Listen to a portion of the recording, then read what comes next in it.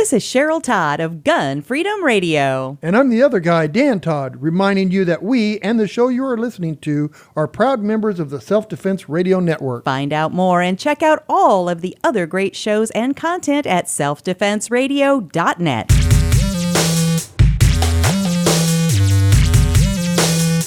Welcome to Unload and Show Clear, the podcast about all things IDPA.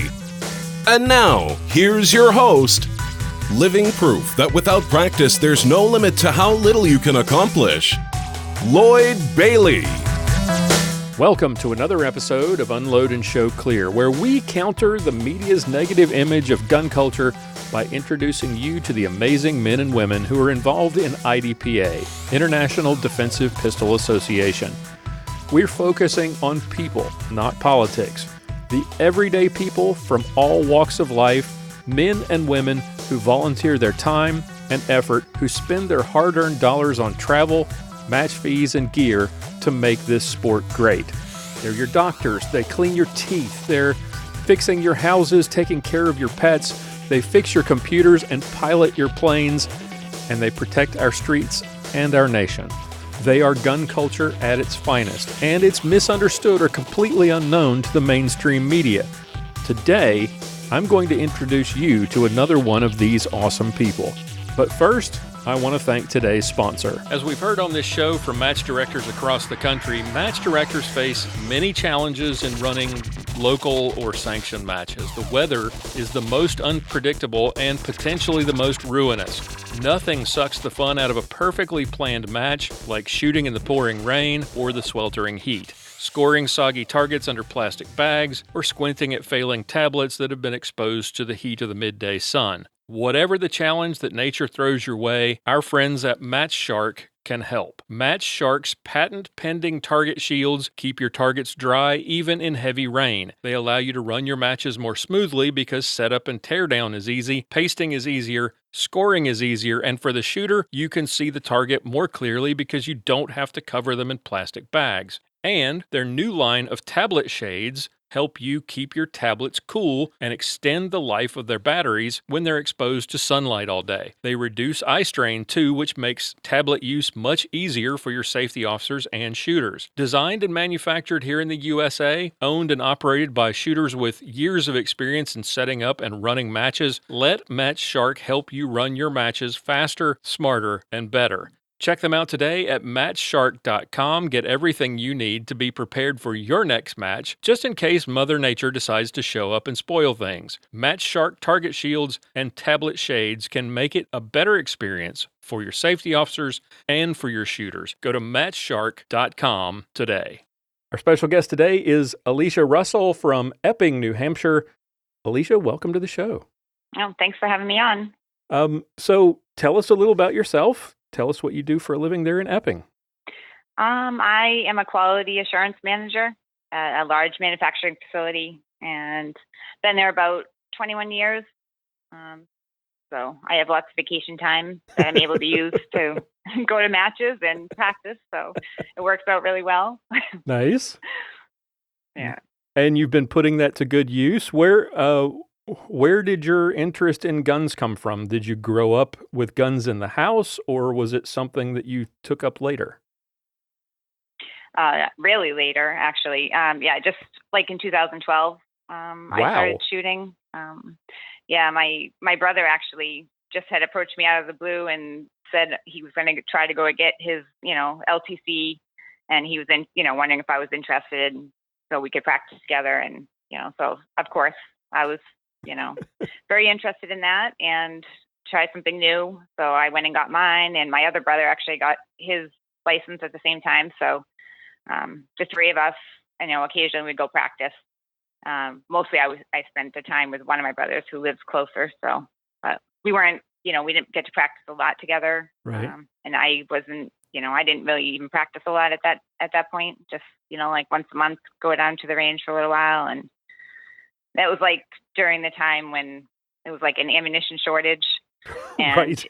even like, I don't even know how people who competed had, found ammo to shoot. But, we would go to the store and you could buy like one box at a time. That's all it was like a restriction. So it was very difficult to even get ammunition to practice. But I remember. So what was the first gun you were interested in? What was the first one you got for yourself? yeah, I had no idea what I was doing. But just went to a gun shop and, asked them, what did they think would be a good carry gun, and, talked to, the owner for a little bit, and he recommended a Ruger LC9, which was like the size of a bug gun, I guess. And Right. so I bought that and used that for a couple of years, and I had no trouble with it. I also had a little 22 I bought that I was hoping, it was a SIG 22 that I used to practice just because the ammo was cheaper. Right. So when I was first learning marksmanship, so I used that for a little bit. Neat. Okay. But How was, a lot of times women go to gun stores or they take advice from significant others, and I've done this. You make the mistake and think, okay, woman needs a small gun instead of a big honking, full size gun. How was the experience in the gun store, and how did that LC9 work out for you? yeah, I mean, he obviously gave it to me because it was small. I agree with you there.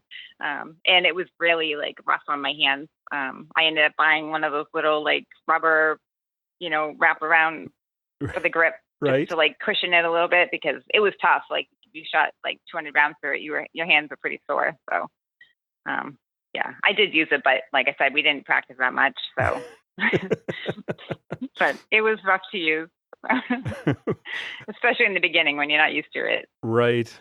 And the LC9's got a really thin grip too, so yeah. Yeah. What did you graduate up to? What did you get next? What was Well, there was this whole progression. Like I ended up at SIG Academy, which is right in Epping, conveniently, but I didn't live here at the time. But I took a shotgun class there. And I had met another student in the class that, we ended up being friends. And he, was asking me, do you want to take handgun classes? And I agreed to that, obviously. And I took, since 2015 to now, like about 70 classes. Oh, wow. Together with him. Yeah, a ton of classes. Most of those are at SIG Academy. And then I took a bunch of like guest instructors too. But at SIG Academy, they give you, SIG guns to try out if you don't have your own. So I ended up, buying a compact, 320 there, and I used that for a long time in classes. And then once I got really good with that, then I went up to the full size. So I used, the full size 320 for quite a while too. So pretty much I've been using SIGs since I got, stopped using the LC9. So. Very good. All right. So how did you hear about competitive shooting? How did you go from girl who's never shot a gun before to shooting competitively? Yeah. Well, the friend that I had met that we took all the classes together, who's my boyfriend now, he, after about a year of classes, like once my skills were pretty solid, he had suggested, he had been competing for about a year himself, and he was, saying, oh, you should try competition. It'll make you, a really good shooter. And so I was up for that. And, he's like, well, you can just go watch on the first match if you want. You don't have to shoot it. And I'm like, well, if I'm going, I'm going to go shoot it. So I did.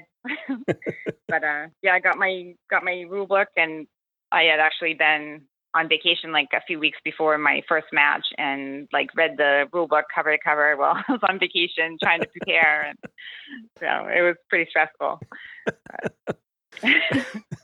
That doesn't sound like a fun vacation, sitting and reading the IDPA rule book. I know, but like, you want to be prepared. I don't want to be surprised by, if I did something wrong. So I wanted to know, Right. know what's going on. So what do you remember about that first match?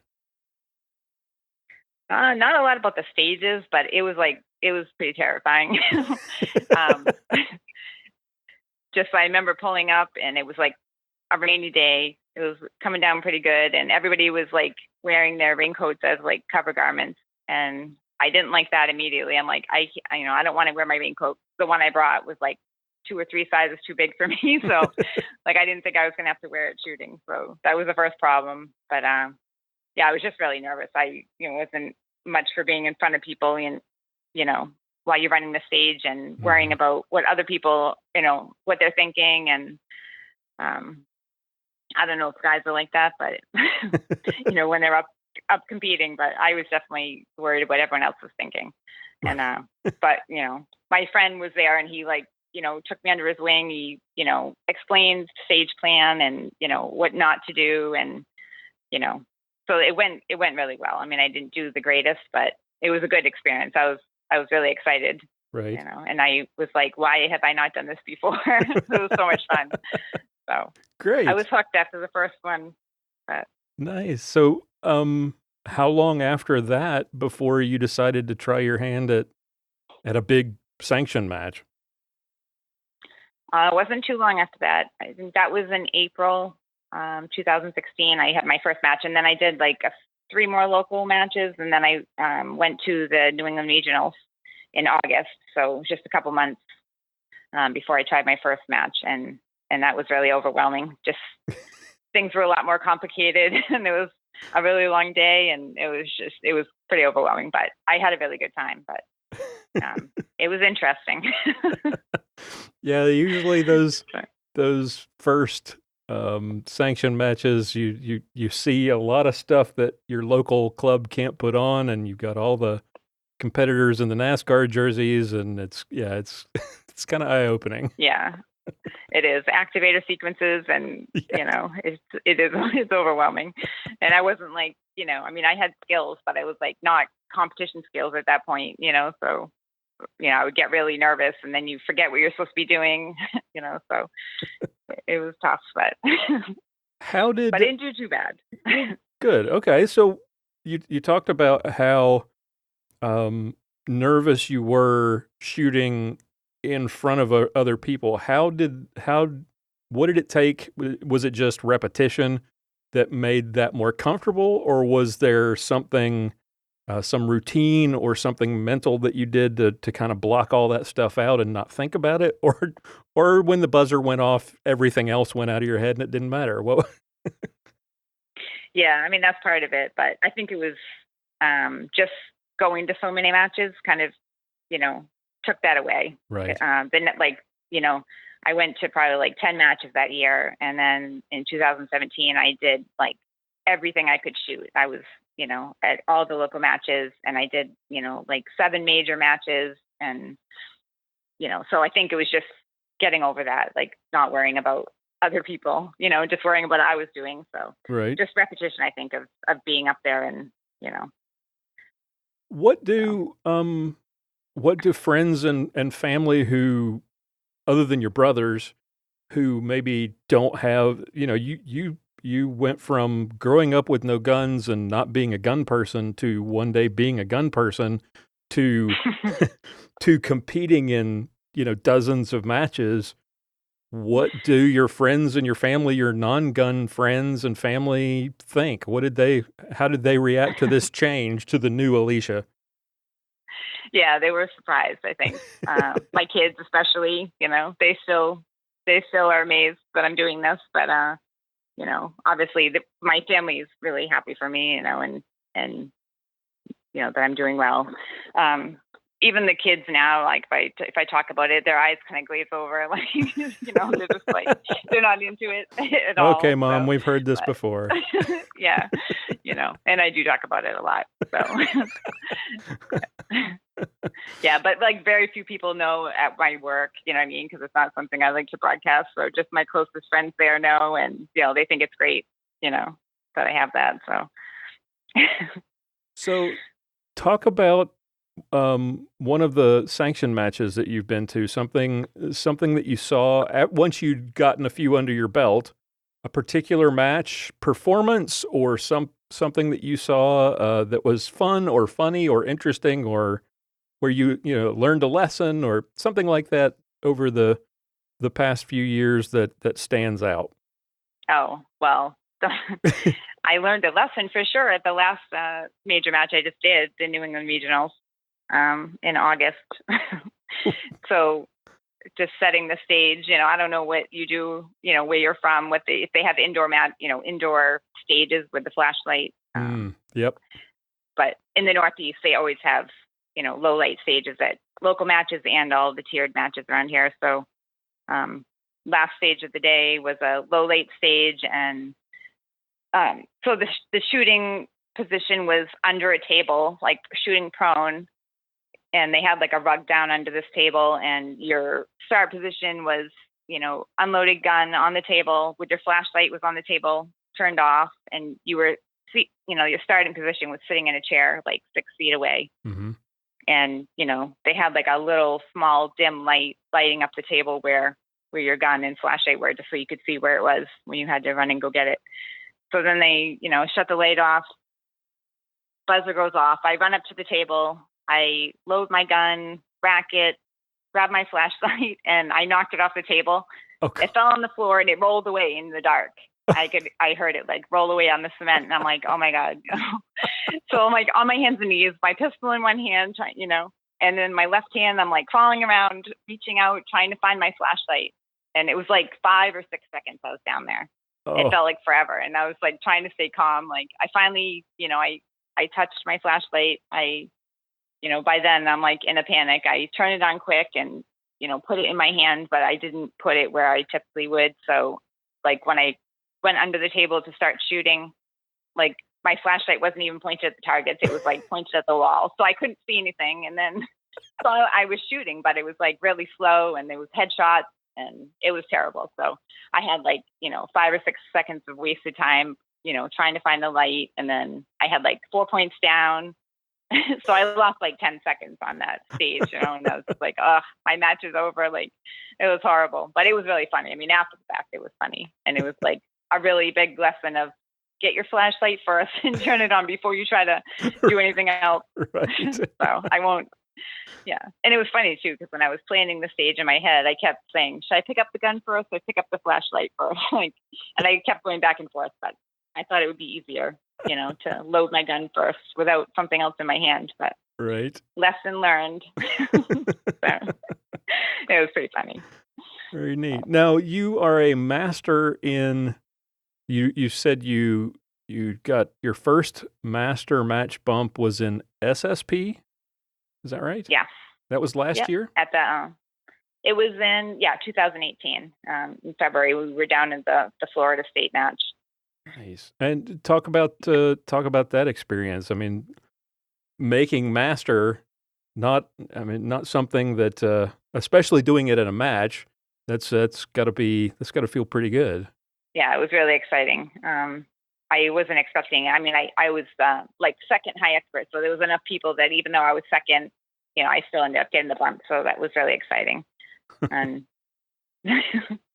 but we had Shannon Smith on our squad, so that was another memorable experience. Shooting with him and seeing someone at that level, right, shooting the stages. So yeah, it was great. What are you still shooting? Still shooting a SIG? I am. I've graduated though to the X5, and then I just moved on to the Legion X5, so which is amazing. So I'll be sticking with that one. Right. So does that put you in? Oh wait, does that put you in ESP now or carry optics? Either one, I guess. Right. Yeah, I'm shooting, and this year I'm just shooting carry optics. Okay. How have you found the transition to CO? It was pretty difficult. I started shooting the carry optics in, I think, December of 2018. So I've pretty much shot it this entire season. And it's definitely something to get used to with the dot zooming all around, and it's tough. I've been shooting it like 7 months now or 9 months now, and I'm feeling comfortable with it. But still, sometimes you're trying to call your shot and the dot is flying around. So it's definitely a learning experience. You have to do a lot of dry fire, to get good at it. So that's what I found, anyways. Gotcha. So now you're a master in 5 divisions. You're an expert in bug, which I assume is sort of an equity thing. Do you shoot bug? I don't. We just did it as we had a local classifier match, and, you were allowed to do a second gun if you wanted to. So I borrowed my friend's Glock 43 and shot the classifier with it. So I had never used it, but it was just, just to try it. So, but I never shot a match with a bug gun.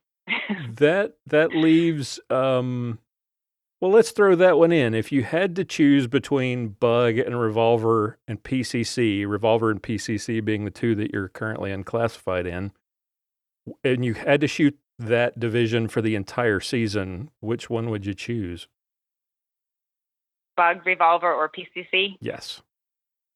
Probably bug, because I would get really good at shooting my P365 if I did that, because I definitely don't use that enough. Right. Which is my carry gun now. So. Right.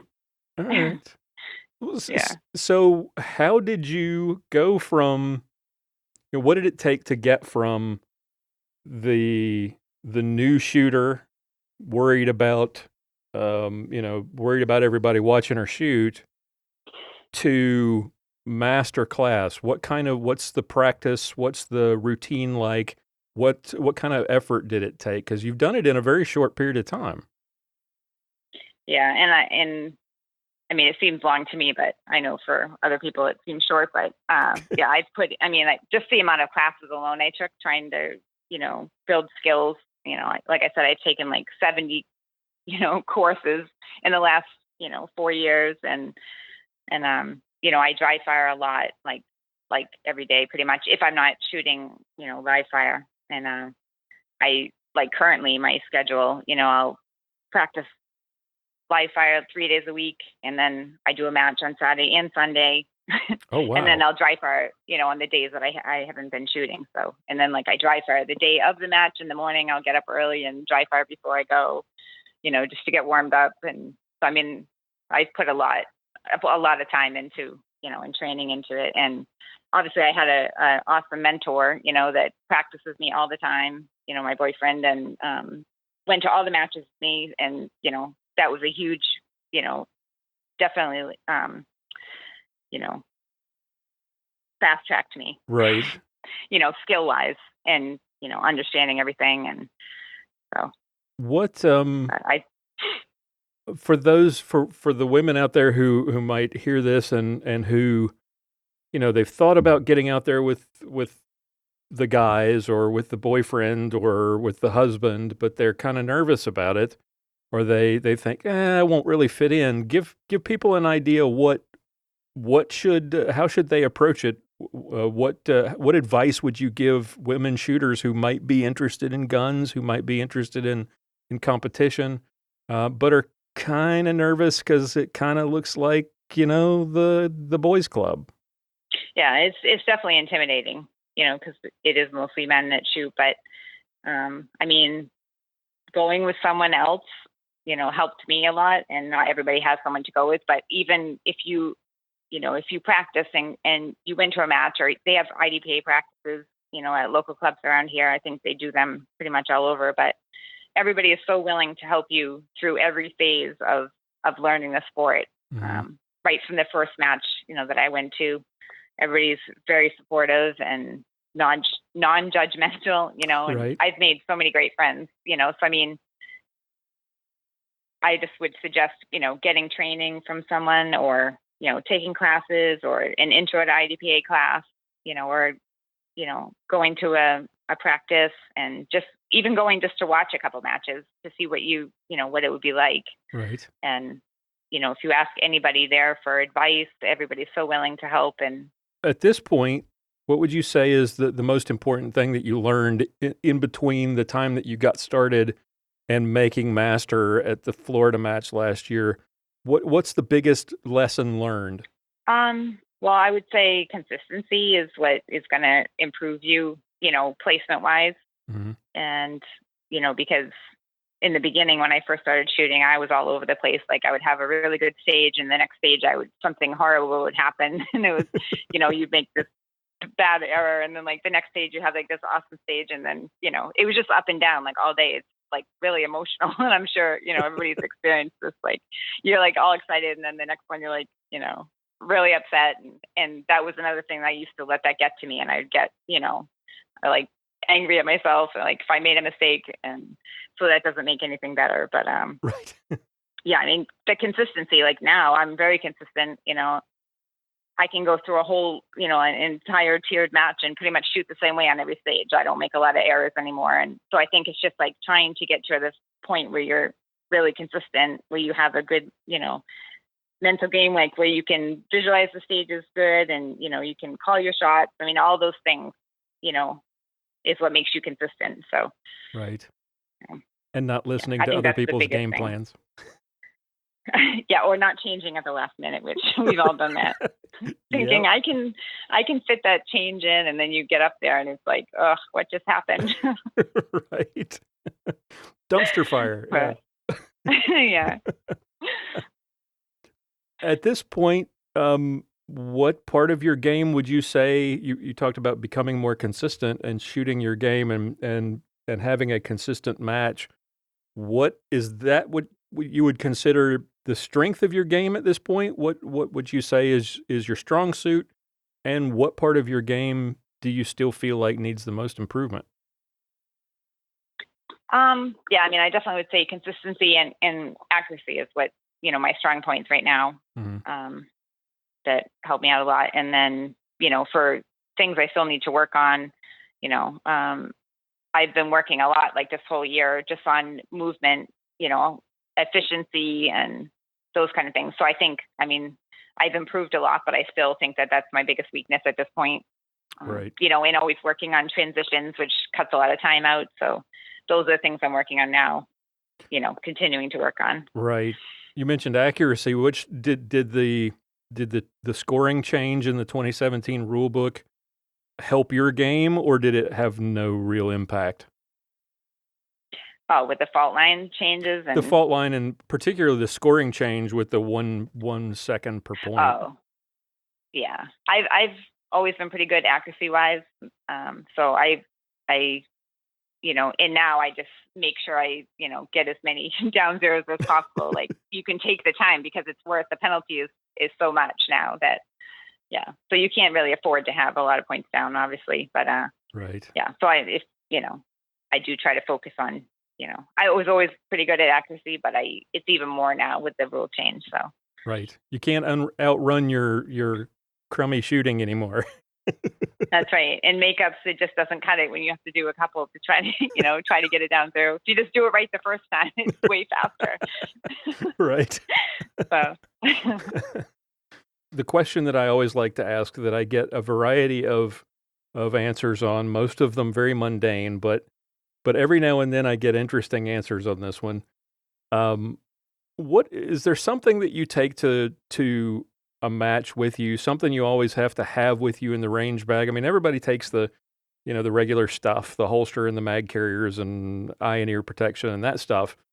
But is there something special or something, unusual that you always take with you to a match that you just have to have? Nothing special. It's probably boring, but I I go through like a ton of pro grip. I have to have that with me, every time. I use it for dry fire practice. I use it all the time. So that's the thing that I have to have it if I'm shooting. That's what I'm using. And I go through a lot of it. So that and snacks. So invest in pro grip. Exactly. What's the shooting season like for you in New Hampshire? What's obviously there's the opportunities to shoot indoors, but year round, what are the opportunities? What's the season shooting in New Hampshire like? Well, it's actually a really long season. We have, where I live, like within an hour and a half, there's multiple clubs that do IDPA. So, like the Worcester Club, I mean, we shoot all the way up pretty much to the end of, like, till about Thanksgiving. There's a match on Thanksgiving weekend. Well, like on the Friday before after Thanksgiving, there's always a match there at Harvard. So that's usually the last one of the season. And then in January, Worcester, the Worcester Club always has a match in January, and then they do a monthly one all through the winter, and those are pretty brutal. I've done those, and it's like freezing out and you shoot at the target and all the pasters fly off. It's like, it's really tough to keep them pasted up, but it's a lot of fun. It's good to be on the practice, but the cold is not my favorite thing. So, but then like in April, all the other clubs start having monthly matches. So pretty much you can shoot pretty much every weekend, around this area if you want to drive, out to an hour and a half, which isn't too bad. So. Not too bad. How much traveling do you do now? How far, what's your range now in terms of traveling for sanctioned matches? Well, over the last couple of years, we've gone everywhere. I mean, we went all over the place in 2018, Delaware, Florida, Wisconsin. And then this year I didn't travel as much. I did just, I went to New York. I just won the Battle of Saratoga up there in June. And then we have, I'm going to the Worlds, and we have the New Hampshire State, but that's right here. So there's no traveling involved in that. But this year I cut back a lot on the traveling part, because last year I went everywhere last year. So we were trying to see how many matches we could actually, get done in a year. And just to try to get all that match experience, you see so many different things everywhere you go. People have different kinds of stages. And so it was really a great experience to get. Maybe the most talked about match on this show is the Live Free or Die. Have you shot that match previously? And if so, for those who haven't been, give us your take and what that match is like, because everyone who's been to it, who's been on this show, just raves about it. Yeah. This will be my third year shooting it. They do it's a very IDPA intensive club there. That's my club I just joined this year in March, and the people there are just amazing. They're very creative with the stage designs, and they make them very challenging. And they always have, they have different kinds of, movers and turners, but, every time you go, there's something that you've never seen before. So it's pretty amazing. They are very creative over there. They do an excellent job, and it's very well run and staffed, and, they're a great club. So I'm really looking forward to that this year. Sounds good. Now, you said you're going to Worlds. Any change in your preparation leading up to the World shoot, or just is it consistency like you talked about? Right. Yeah. Just trying to get better with the dot always, for the carry optics. Just, you hate to lose that thing while you're in the middle of shooting, or you go to, that's the worst part about it, I think, is like if you're in an awkward position, if, you lose the dot sometimes, or if you're shooting, weekend only, I found is like one of the worst, worst positions to try to keep your dot in the window. So, practicing all those kind of things, hard leans, and, there'll be strong hand weekend there. They do it every year. Right. At the Nationals. So, yeah. As we kind of wrap things up here, what is it about, you've devoted a ton of time to getting good as a shooter, not just in IDPA. Like you were talking about, you went to 70 training classes, and then now you're a master in IDPA, and you're going to matches all over the country. You've gone from zero to master in less than 3 years, and you really haven't shot like you said, you haven't shot a whole lot this year. What is it that makes this so much fun that you would want to invest this much effort, like you said, dry firing every day and shooting 2 matches a weekend? And what is it that you love about this sport? I'm just really passionate about shooting. I wish I had found it a lot earlier in my life, but I probably wouldn't have been able to afford it back then. But I'm sure you hear it all the time, but the people are a huge factor in why, I enjoy it so much, because, I never really was a social person, but since I started shooting and like meeting all these people at the matches and practice, it's like, it's an amazing group of people and so supportive and motivating. I've just made a lot of great friends, and the fact that I see improvement in myself, and others as everybody's practicing and shooting. It's a really awesome environment, I think so. Well, congratulations on your success and good luck at Worlds, and thank you so much for coming on the show. I've been looking forward to talking to you, and I'm glad you agreed to do this, and I hope at some point I get a chance to meet you face to face on the range. Sure, you too. Yeah, and thank you for having me on. All right, that's all the time we have for today. I want to thank our guest for coming on the show and our sponsors for making all of this possible. Take a moment, if you would, to check out the website, check out our show notes at unloadpodcast.com. We've got lots of interviews with more amazing guests like the one you heard today. Join our Facebook group at unloadpodcast.com/Facebook for all the latest updates and to connect with other fans of the show. And if you'd like to support the show, we sure would appreciate it. Consider becoming a patron at unloadpodcast.com/extra. I've got some full-length interviews and special content available there exclusively for patrons as well. And if you know somebody or you yourself would make an interesting guest for a future episode of Unload and Show Clear, please contact me at lloyd@unloadpodcast.com or click on the contact page on the website and send us a message. We'd love to hear from you. Tune in again next time for another episode of Unload and Show Clear.